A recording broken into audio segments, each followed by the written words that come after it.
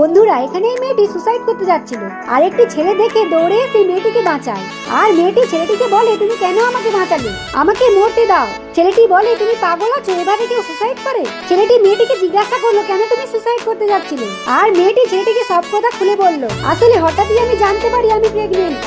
আর জানার পরে আমি আমার বয়ফ্রেন্ডকে ফোন করেছিলাম, সে আমার মুখের উপরেই ফোনটা কেটে দেয়। তারপরে তার ফোন না পাওয়ায় আমি তার বাড়ি যাই, আর ওখানে গিয়ে জানতে পারলাম তার আরেকটি মেয়ের সঙ্গে সম্পর্ক আছে। আমার ওখানে যাওয়াটা তার পছন্দ হয় না, তাই সে আমাকে তার বাড়ি থেকে বের করে দেয়। আসলে আমি আমার বয়ফ্রেন্ডকে খুবই ভালোবাসতাম, আর আমার এই অবস্থায় ও আমাকে বিয়ে করতে চাইলো না। আমার বয়ফ্রেন্ড আর ওই মেয়েটি দুজনেই আমাকে অনেক অপমান করলো। আমি এই অবস্থায় কি করতাম তুমি বলো?